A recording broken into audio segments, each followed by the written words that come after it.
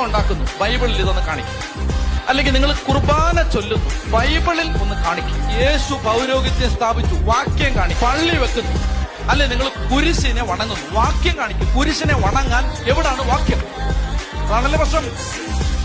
In the ultimate analysis this is the problem. അതായത് നമ്മൾ തിരുസഭ ചെയ്യുന്ന പല കാര്യങ്ങളും അങ്ങനെ ചെയ്യൂ എന്ന് പറഞ്ഞിട്ടുള്ള ഡയറക്റ്റ് സ്റ്റേറ്റ്മെന്റുകളില്ല. അതാണല്ലേ പ്രശ്നം.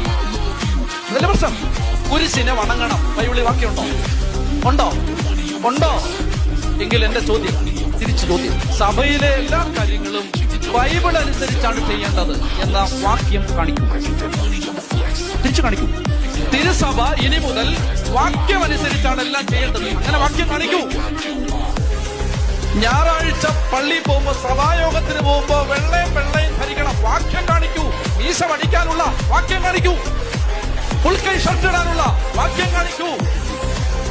വളവള പറയുന്നത് വാക്യം കാണിക്കൂ. വളരെ ശ്രദ്ധിക്കണം. സഭയുണ്ടായത് ബൈബിൾ അനുസരിച്ചല്ല, ബൈബിൾ ഉണ്ടായത് സഭയ്ക്കകത്താണ്. See the difference?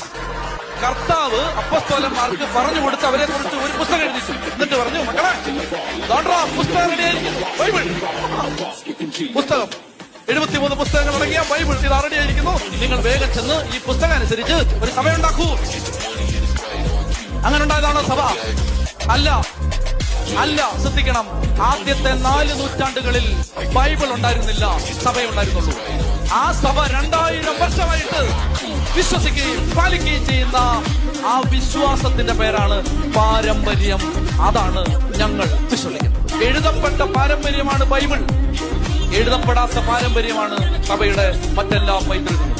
അതുകൊണ്ട് നിങ്ങൾ സഭ അനുവർത്തിക്കുന്ന ഒരു കാര്യത്തിനും ആർക്കും ഒരു വാക്യവും കൊടുക്കാൻ ബാധ്യസ്ഥരല്ല. അവർ പറയുന്ന ഈ ബൈബിൾ പോലും അവർക്ക് കൊടുത്തത് സഭയാണ്. എന്നിട്ട് ഈ പുസ്തകം എടുത്ത് വെച്ചിട്ട് പറയാണ്, നിങ്ങൾ ചെയ്യുന്നതെല്ലാം തെറ്റാണ്. എടാ, ഈ പുസ്തകമേ ഇറങ്ങിയത് ഈ കമ്പനിയിൽ നിന്നാണ്. മനസ്സിലായോ? ഈ കമ്പനിയിൽ നിന്നാണ് ഈ പുസ്തകം ഇറങ്ങിയത്. എന്നിട്ട് ആ പുസ്തകം എടുത്തിട്ട് പറയാണ് കമ്പനി കുടിഞ്ഞു കിടക്കുക. യോഹന്നാന്റെ ശിഷ്യൻ പോളികാർപ്പിന്റെ ശിഷ്യൻ ഐറേനിയസ് അടുത്താണ് അപ്പസ്തോലിക സഭകളുടെ ലീഡർഷിപ്പിൽ എത്തി നിൽക്കുന്നു.